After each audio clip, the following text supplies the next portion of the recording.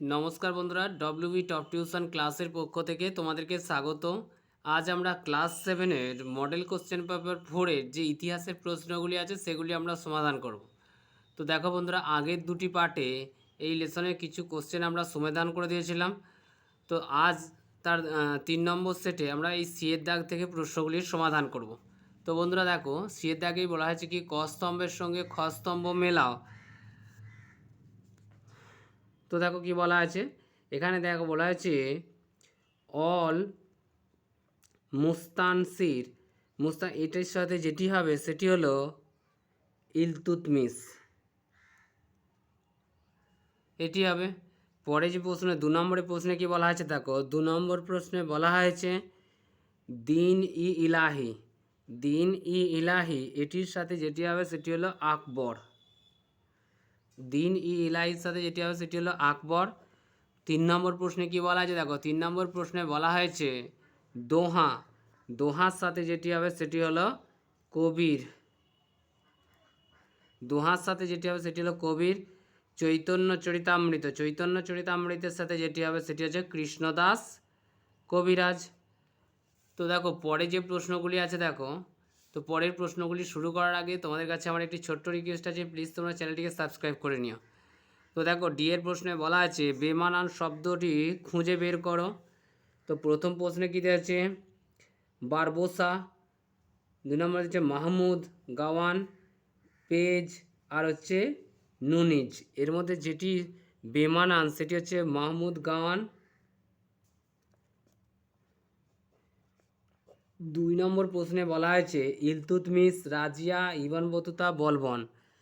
এদের মধ্যে যেটি বেমানান হবে সেটি হচ্ছে ইবন বতুতা। 3 নম্বর প্রশ্নে কি বলা আছে দেখো, 3 নম্বর প্রশ্নে বলা হয়েছে কেস, কৃপান, কলম, কংঘা। এখানের মধ্যে যেটি বেমানান সেটি হলো কলম। পরে যে প্রশ্নটি দিয়েছে দেখো, বলছে ব্লক, জেলা, গ্রাম, শহর। এখানে যেটি বেমানান সেটি হচ্ছে কি শহর। তো দেখো পরের প্রশ্নগুলি কী দেওয়া আছে, পরের প্রশ্নে বলা আছে সিদ্ধাচার্য কারা। তো দেখো বন্ধুরা, এই প্রশ্নের অ্যান্সারটি তোমরা এখান থেকে লিখবে। তো দেখো প্রশ্নে বলা আছে সিদ্ধাচার্য কারা পাল যুগের মহাযান বৌদ্ধ মতের পাশাপাশি বজ্রযান বৌদ্ধ মত বিকশিত হয়।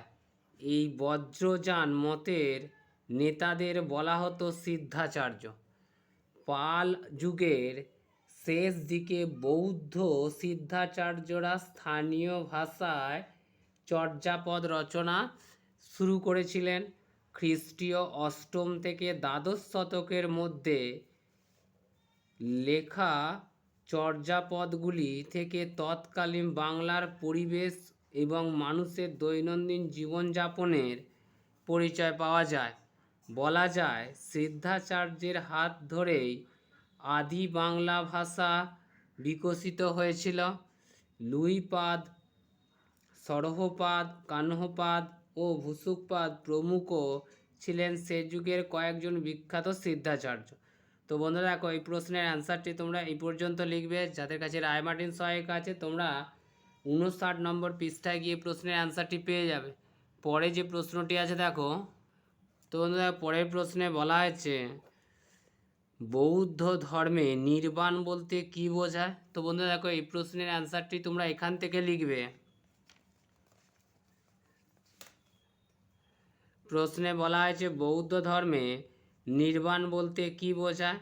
বৌদ্ধ ধর্মে একটি মতবাদ হলো নির্বাণ। নির্বাণ শব্দের অর্থ হলো মোক্ষ বা মুক্তি। বৌদ্ধ ধর্মমতে নির্বাণ লাভ করলে মানুষের বারবার জন্মগ্রহণ করতে হয় না। নির্বাণ বলতে বোঝায় মানুষের এমন এক অবস্থা যেখানে শোক, দুঃখ, কামনা, বাসনা, জড়া, ব্যাধি, মৃত্যু প্রভৃতি ঊর্ধ্বে অনন্ত সুখ শান্তি লাভ করা যায়। তো দেখো এই প্রশ্নের অ্যান্সারটা তোমরা এই পর্যন্ত লিখবে। যাদের কাছে রায়মার্টিন সহায়িকা আছে তোমরা 59 নম্বর পৃষ্ঠায় গিয়ে প্রশ্নের অ্যান্সারটি পেয়ে যাবে। পরে যে কোশ্চেনটি আছে দেখো, পরে যে প্রশ্নটি আছে দেখো, পরের প্রশ্নটি, এই প্রশ্নটি আমাদের পরের পার্টের সমাধান করে দেবো। এই প্রশ্নে বলা আছে পানিপথের দ্বিতীয় যুদ্ধ কবে কাদের মধ্যে হয়েছিল। তো বন্ধুরা এই প্রশ্নের অ্যান্সারটি তোমরা এখান থেকে সমাধান করবে।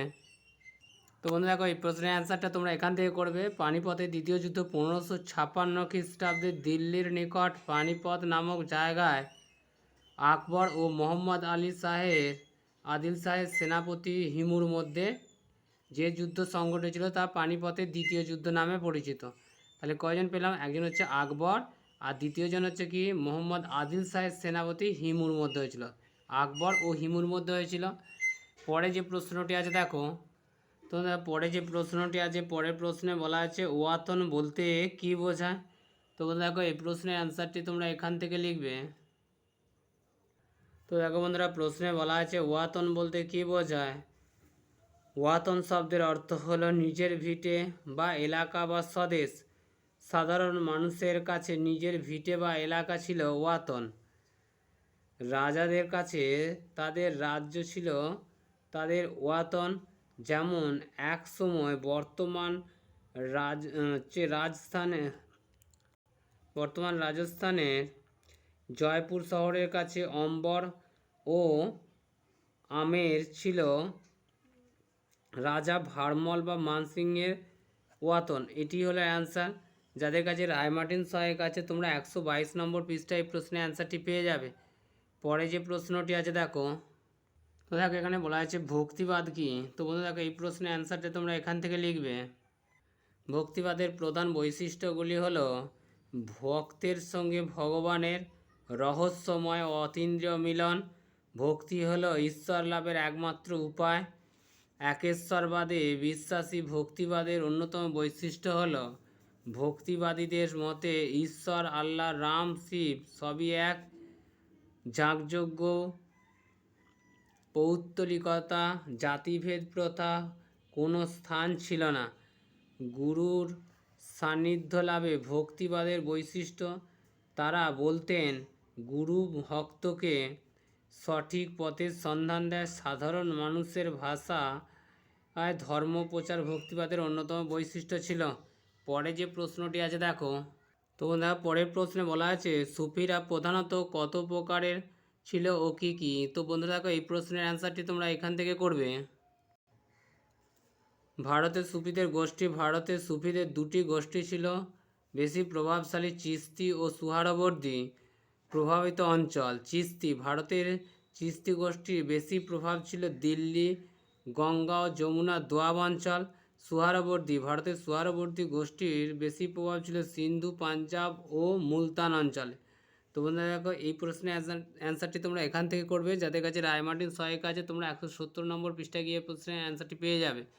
পরে যে প্রশ্নটি আছে দেখো, তো বন্ধুরা দেখো পরে যে প্রশ্নটি দিয়েছে, পরের প্রশ্নে বলা আছে খালসা কি। তো বন্ধুরা দেখো এই প্রশ্নের অ্যান্সারটি তোমরা এখান থেকে লিখবে। তো বন্ধুরা দেখো এই প্রশ্নের অ্যান্সারটি তোমরা এখান থেকে লিখবে।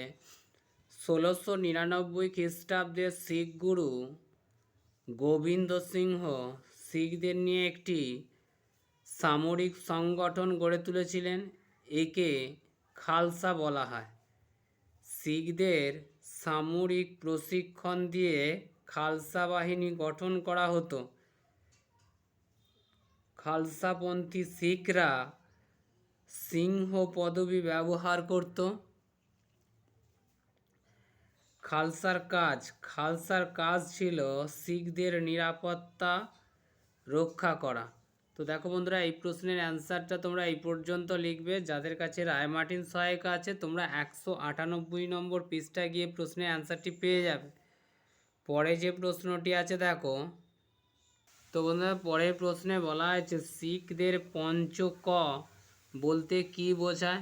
তো বন্ধু দেখো এই প্রশ্নের অ্যান্সারটি তোমরা এখান থেকে লিখবে। তো বলা হয়েছে দেখো শিখদের পঞ্চক বলতে কি বোঝায়। এই প্রশ্নটা আবার ঘুরিয়ে আসতে পারে। গুরু গোবিন্দ সিংহ শিখদের কোন কোন 5টি জিনিস সব সময় কাছে রাখতে বলেছিলেন। তো দেখো বন্ধুরা এখান থেকে লিখবে শিখদের দশম গুরু গোবিন্দ সিংহ শিখদের পন্থ বা পথ ঠিক করে দিয়েছিলেন।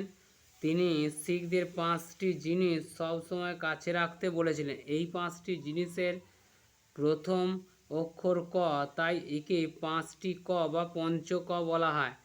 শিখদের পঞ্চক হলো কেশ অর্থাৎ চুল, কঙ্কা অর্থাৎ চিরুনি, কড়া অর্থাৎ বালা, কচ্ছ অর্থাৎ খাটো পায়জামা, আর হচ্ছে কৃপান অর্থাৎ কি তরবারি। এই পাঁচটি জিনিসকে একত্রে পঞ্চক বলা হয়।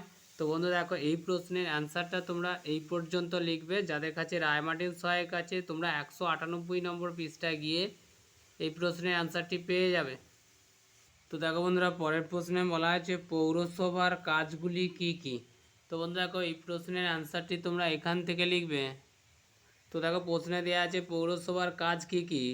ছোট ছোট শহর বা নগরের পৌরসভা আছে।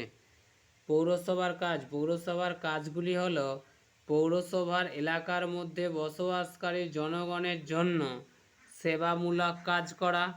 2. জনগণের স্বাস্থ্য বিষয়ে দায়িত্ব পালন করা। 3. শহরে উন্নয়ন ও আইন শৃঙ্খলা দেখাশোনা করা। শহরের রাস্তাঘাট বানানো, শহরকে পরিষ্কার পরিচ্ছন্ন রাখা, শহরের প্রয়োজনীয় জল সরবরাহ করা প্রভৃতি। তো দেখো বন্ধুরা, এই প্রশ্নের অ্যান্সারটি তোমরা এই পর্যন্ত করবে। যাদের কাছে রায়মার্টিন সহায়ক আছে তোমরা 215 নম্বর পৃষ্ঠায় গিয়ে প্রশ্নের অ্যান্সারটি পেয়ে যাবে। তো বন্ধুরা, পরের প্রশ্নে দেওয়া হয়েছে ভারতের সংবিধান কবে গৃহীত হয় ও কবে কার্যকর হয়। তো দেখো, ভারতীয় সংবিধান গৃহীত হয় 1949 সালের 26শে নভেম্বর এবং কার্যকরী হয় 1950 সালের 26শে জানুয়ারি। তো বন্ধুরা দেখো, এটি এর অ্যান্সার। তো বন্ধুরা, আজ এই পর্যন্তই। ক্লাসটি ভালো লাগলে প্লিজ তোমরা চ্যানেলটিকে সাবস্ক্রাইব করে নিও।